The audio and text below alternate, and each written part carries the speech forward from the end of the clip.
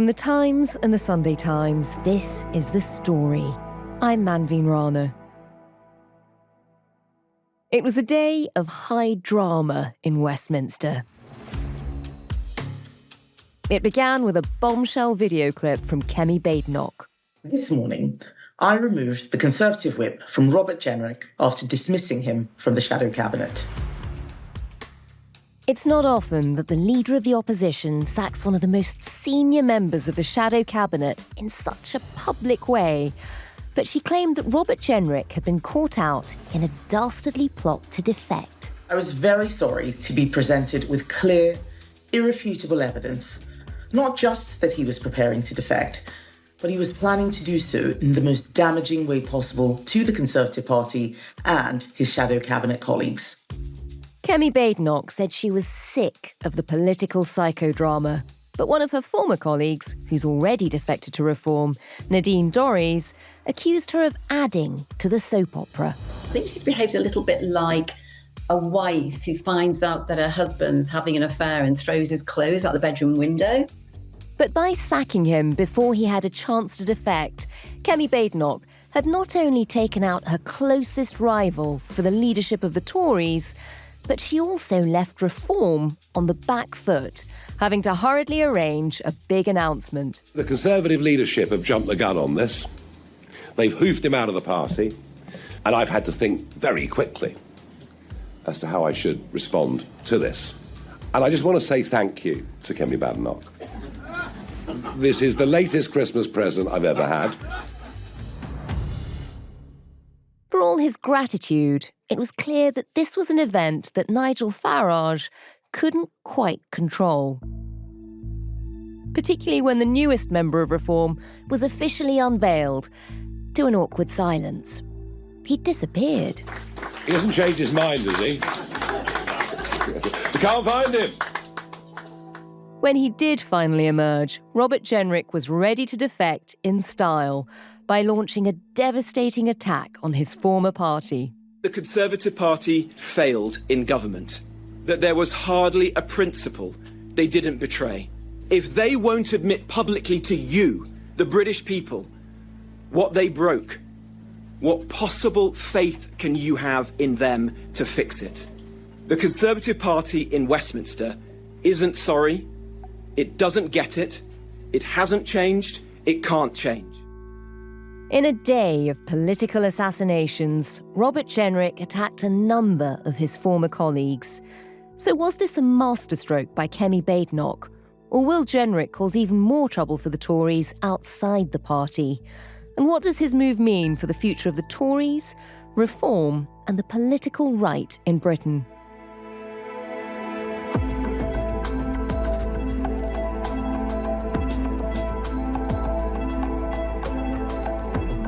The story today: Robert Jenrick, Reform, and a political bloodbath.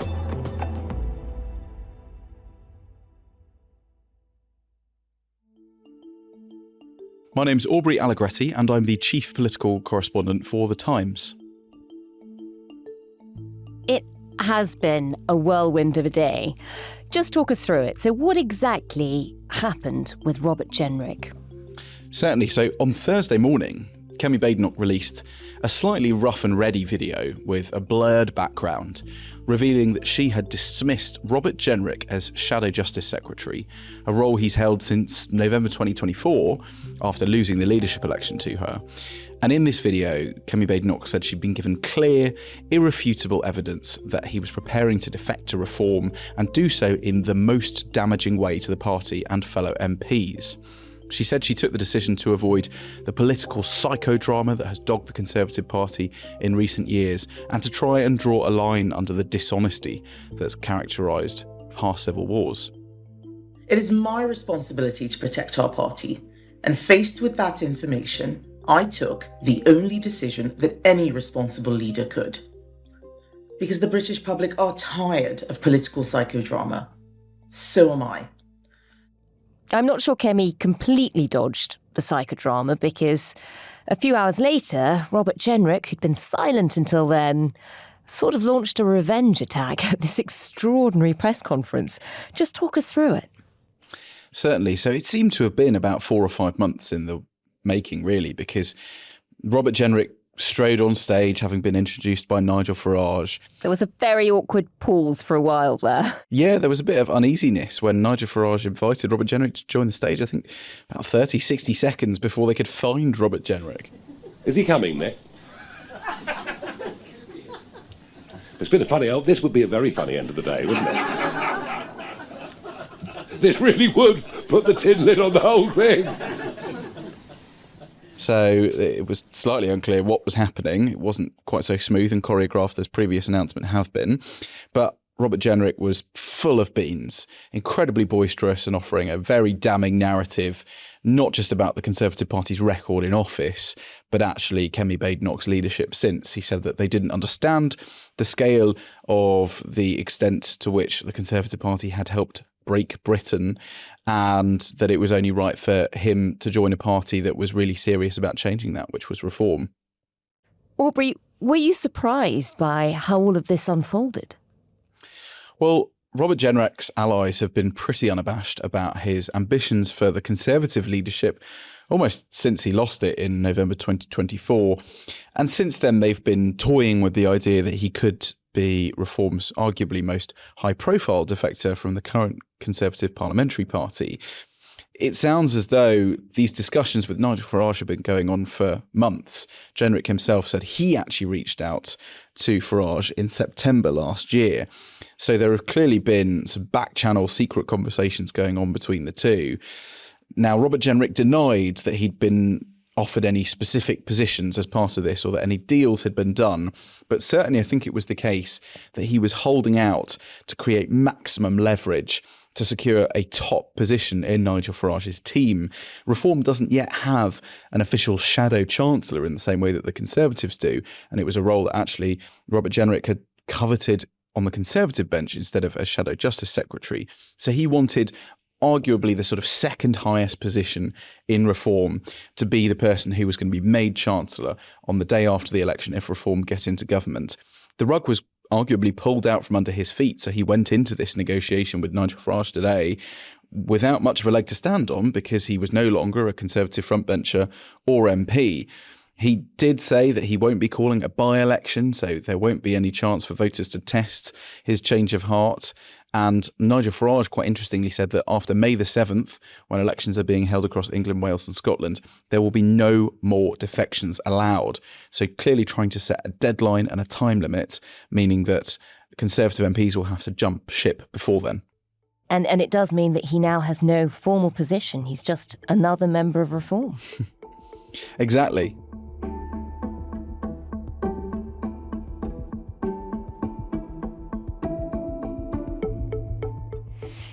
The man at the heart of all of this is, of course, Robert Jenrick.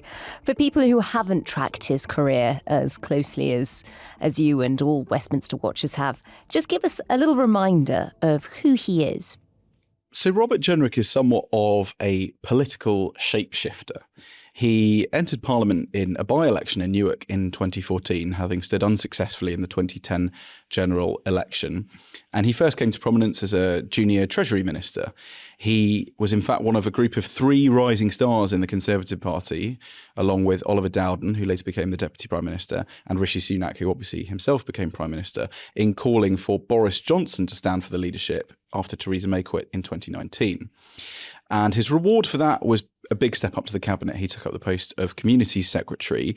He became involved in various political firestorms, one over approving a development by a Conservative Party donor, Richard Desmond, and also he was a big advocate of planning reform, which was very controversial for the Conservative grassroots, and one of the reasons that the party is said to have lost the Chesham and Amersham by-election quite early in that parliament.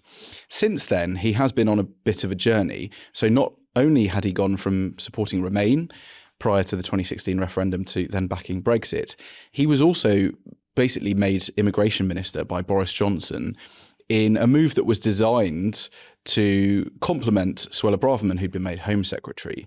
He was almost effectively sort of trying to kind of leash her and make sure that the department was operating properly, because Suella Braverman was known to be this slightly more kind of frenzied figure who was much more ideologically driven.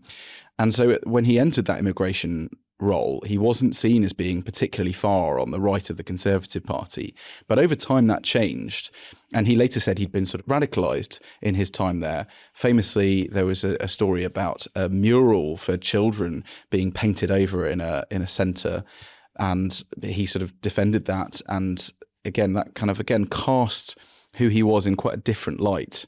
Just remind us about the mural, why it was controversial. So in 2023, Robert Jenrick was discovered to have ordered the removal of murals painted on the wall of a children's asylum centre in Kent, featuring Mickey Mouse and Baloo from the Jungle Book. It was later explained that this was because it wasn't meant to be a setting which was particularly welcoming. The government didn't want to create pull factors or make these settings nice. But ultimately, it was seen by some critics as being heartless. So he really has been on a real journey. He is a shapeshifter, as you say. He's gone from Remainer, quite liberal, to the right of the party. Is he popular with the grassroots of the Tory party? Well, I suppose the best measure of that was the election that he lost. And Robert Jenrick obviously came second to Kemi Badenoch, so he gave her a decent run for her money. But ultimately, he did lose in a ballot of Conservative members and a race that went on for a significant period of time, effectively from July 2024 for nearly 6 months until the start of November. So he's tried to style himself as this kind of grassroots voice who has sometimes pushed Kemi Badenoch in directions that she hasn't always seemed entirely comfortable with. At what point he was advocating banning the burqa. And I wrote a story back in autumn of 2025 about how she had reprimanded him at Shadow Cabinet for effectively straying off message and being quite keen to court controversy, post things on social media that weren't in line with the key messages she was trying to land. So he has ultimately tried to present himself as somebody more who's in touch with the grassroots, more on the right of the Conservative Party, and pushing Kemi Badenoch into some of these more radical positions. But he still lost a vote of Conservative members. And I think they tend to see any kind of betrayal narrative as really undermining a politician's stature. I've heard grassroots Conservative members today describing Robert Jenrick as Judas because they think that he has never put down his sword in the campaign to make himself leader of the opposition. Now, obviously, allies of Jenrick say he's been incredibly faithful and has only sought to build the Conservative Party up with him, i.e. his successes in drawing attention to issues to do with justice and other issues like fare dodging on the London Underground. They say they're perfectly valid, and he wasn't trying to overstep his boundaries, muscle in on anyone else's portfolio, and ultimately is just trying to improve the Conservative Party for all MPs. At the same time, Aubrey, we were both at that party conference in the run-up to that leadership election where it was the opportunity for all the candidates to be courting the grassroots who would have a vote. And Robert Jenrick, I mean, some people were quite struck by the fact that all of his campaigning was in reform blue, which felt like a real sign. But also, there were lots of rumours of his team practising the dark arts against Kemi Badenoch. It was quite a toxic battle between them. There was certainly a huge lack of trust. Often Kemi Badenoch's team would accuse Robert Jenrick's of being behind leaks or things that could destabilise the party. Sometimes those were allegations about a drop-off in donor numbers. Other times they were briefings against her in Shadow Cabinet. And vice versa. Robert Jenrick's team often felt as though Kemi Badenoch were pushing back against him. So there was always that feeling that the turf war was happening at various different levels. It certainly escalated towards the end of last summer as the deadline for Kemi Badenoch being protected from a leadership challenge edged closer. But actually having emerged from party conference relatively well received by her fellow MPs for several serious policy announcements and the grassroots members who were starting to warm a bit more to her, then I think Robert Jenrick saw the window of opportunities for challenging her fading away. And suddenly people who had been quite critical of her started to think that she should be given a fair hearing and longer in office. People have accused him in the past of, basically being driven by ambition. I mean, certainly one of our colleagues, Matthew Paris, wrote rather brilliantly about this and has talked about it in the past. Were you to remove ambition from the core of Robert Jenrick, he would collapse like a boneless chicken. And he's been all over the ideological spectrum, always pursuing power. Is that a criticism that has dogged his career? He's certainly been accused of being this political shapeshifter who has put ambition ahead of party and ahead of principles. Some senior reform figures have really tried to cement this idea of him being a kind of plastic version of Nigel Farage. Zia Youssef, Reform's head of policy, who was, of course, previously the chairman, has effectively accused Jenrick of being a sort of Farage impersonator and hinted and insinuated that he doesn't really hold very sincere positions. He said Robert Jenrick is wandering around looking for the keys on the sinking Titanic. So there are lots of senior reform figures that are probably actually quite uncomfortable about taking Robert Jenrick in because they don't really know where he lies. And of course, in reform, there is not very much space for other big personalities. Nigel Farage is a huge presence who sort of enjoys the attention that the media offers him. It's not quite clear whether he can coexist easily with a second in command like Robert Jenrick, who's happy to always play second fiddle. And do we know much about the relationship between the two? How do Farage and Jenrick get on? So the relationship between them has certainly been tense at points. And Nigel Farage, even on Twitter or X, called Robert Jenrick a fraud, which is kind of in keeping with the ebbing and flowing that reform figures have shown to possible Tory defectors. Could we see some of those tensions resurface? Because, that was quite an awkward press conference. That was a big and detailed speech from Robert Jenrick, which I'm not sure Nigel Farage enjoyed having the spotlight taken off him for quite so long. Will it be a friendly reform party? It was certainly a very sprawling speech by Robert Jenrick, who had thought about everything from justice issues to migration to the economy and environmental policy. So it did smack of somebody who does harbour leadership ambitions still. Even asked about that question, it was sort of shrugged off by Robert Jenrick, as was the question of how he wants to change or improve reform. So you get the feeling that those questions are not entirely settled. And even Nigel Farage was admitting, I don't mind disagreements so long as they're done in private. I don't think that means then that there are going to be completely cohesive sets of ideas bringing together Robert Jenrick, all of his history and baggage, with Nigel Farage. He's an antagoniser, an outsider, an anti-establishment figure who railed against a lot of what Robert Jenrick did, both as migration minister and in previous guises as well. Aubrey, you follow Westminster incredibly closely. It does feel like we're getting a steady drip of Conservatives defecting to reform. Is this becoming a pattern? So reform has certainly been successful in wooing former Conservative MPs, including ministers and cabinet ministers. They are people like Nadine Dorries, the former Culture Secretary, more recently Nadeem Zahawi, briefly the Chancellor. But they haven't had much success in starting to chip away at the Conservative Party's parliamentary numbers. And that is, I think, the ideal prize for reform, because so far it's languishing on 5 MPs trying to pretend and act like it is a party much bigger than it already is. And so they have only managed to win across Danny Kruger, Robert Jenrick's former campaign manager, when he ran for the leadership of the Tory party in 2024. Apart from that, it was hoped, really, I think, that Robert Jenrick would come across and bring a handful of allies with him, potentially doubling Reform's presence in the House of Commons. But I've spoken to a number of Robert Jenrick's allies, people like Nick Timothy, Katie Lamb, and previously his PPS, Jack Rankin. They all deny that they are planning to defect, and they're very solidly certain that they're going to stay in the Conservative Party. So it's not quite clear that this huge drag of his allies and acolytes over to the reform side is going to happen. The high-profile defection in the last few days of Nadeem Zahawi, with people like that and Nadine Dorries going to reform, is that really the boon people would like to think it is, for Nigel Farage? Because whilst he's got people coming over who have experience of being in cabinet, of running government, which is something Nadine Dorries has talked about, there is also the drag that many of these people had scandals and their careers weren't going anywhere within the Tory party. Is it a net win for reform to get these people? It's a very fine line that Nigel Farage is balancing at the moment, because he's talked a good game in terms of being a threat to the Labour Party. And actually, in the 2025 set of local elections, it was predominantly the Conservatives that held the most seats and therefore had the most to lose. And Reform could legitimately say, we're taking lots of seats off the Tories. This May, Labour holds, I think, 47% of all council seats that are up for grabs. And so the argument will be Reform can also replace the Labour Party. That's what Nigel Farage wants to present.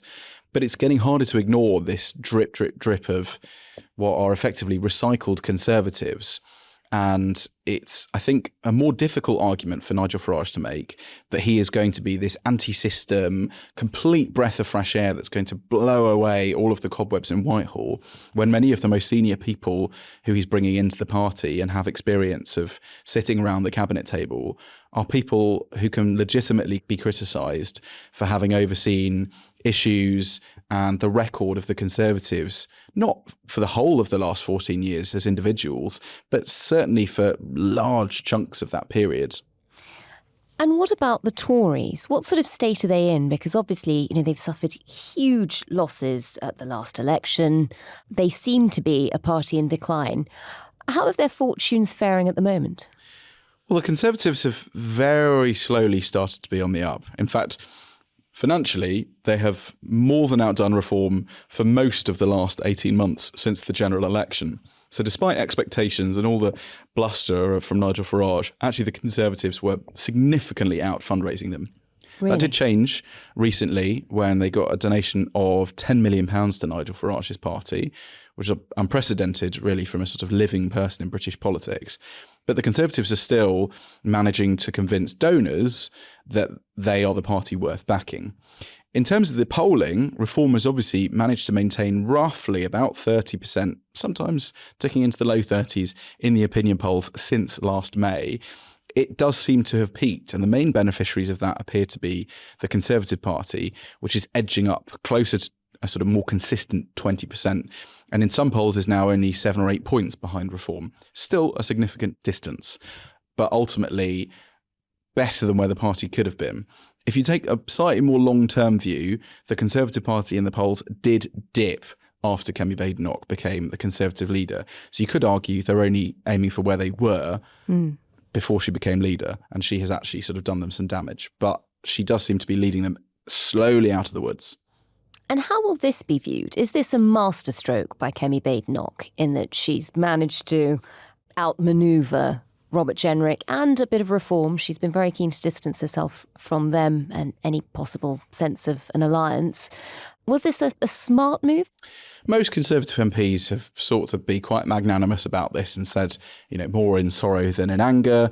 They say that he was one of the strongest media performers and ultimately Kemi Badenoch had no choice to remove him. Even one of Robert Jenrick's sort of closest allies was saying that if you do have the evidence to suggest that he's about to do this, then you have no choice. But there are others who are slightly more sort of sceptical of this move. They say it's unwise to have unleashed all of this 3 or 4 months ahead of the local elections and, of course, the national elections in Scotland and Wales. They say it's turned attention away from Keir Starmer back to the Conservative Party. So there is certainly some unhappiness amongst Conservative MPs as well. What does Robert Jenrick's removal from the Conservative Party, what does it do to the shape of the party and where it sits on the spectrum? So I would say that the acrimony of the nature of the departure means that a merging of Reform and the Conservatives becomes slightly more unlikely. And the fact that Robert Jenrick was, again, viewed as this sort of political shapeshifter who was, on the one hand, quite progressive about things like housing and was very pro-development and planning reform, which lots of Conservatives hadn't been in the past. He still seems to have been the MP that was the closest to defecting to Reform for some time because his political persuasion seemed to be firmly on the right of the Conservative Party. And there are members of Robert Jenrick's campaign team who were messaging me today saying the Conservative Party is dead and undoubtedly they will follow him to Reform. Wow. But I suppose the question will be that does Kemi Badenoch actually benefit and inherit more support because people start to see her as a leader who is operating in her own rights and commanding the sort of values that they admire and respect, as opposed to somebody like Nigel Farage or Robert Jenrick, who they might think is a populist, more slippery character and slightly more untrustworthy. Those are, I think, the arguments that will be used against both of them. And actually, Kemi Badenoch comes out of this potentially looking more principled, commandeering of her parliamentary party. So I would suggest that she's so far, although it's quite early days, coming out of this looking quite strong. And what about reform? I mean, does this help their momentum, or could this prove to be a bit of a stumbling block?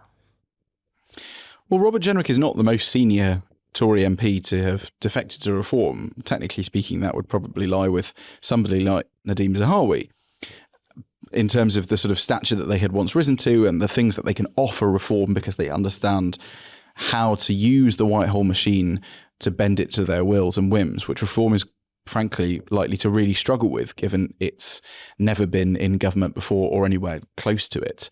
So I suspect that bringing in Robert Jenrick will certainly bolster their team, and it will feel as though they genuinely have people who are more prepared for the party to go into government. But I still suspect there's likely to be a bit of a reckoning between Robert Jenrick, who has made no secret about his ambitions. If he wanted to be leader of the Conservative Party, do we really think he doesn't one day want to be leader of the Reform Party if he moves across to it? So I suspect that it's both in Nigel Farage's and Robert Jenrick's interests for this move to happen, but it doesn't necessarily speak to how they're going to collaborate as a team, both immediately before the election and if they got into government after.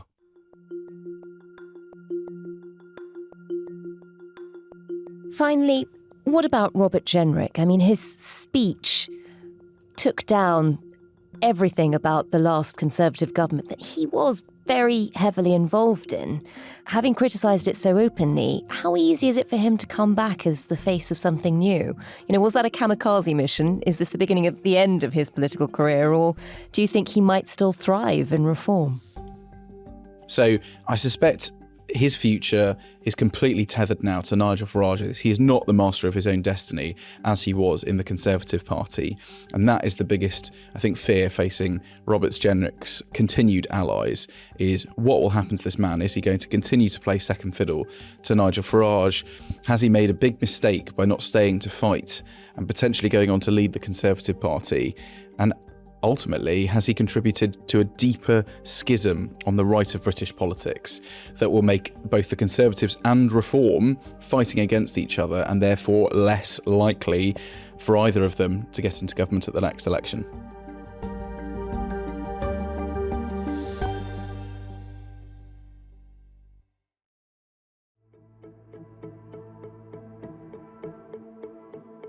That was Aubrey Allegretti, Chief Political Correspondent for The Times. The producers today were Sophie McNulty and Harry Stott. The executive producer was Tim Walklate. Sound design and theme composition were by Mauro Lassetto. If you can, do leave us a review wherever you get your podcasts. Thanks for listening. We'll be back tomorrow.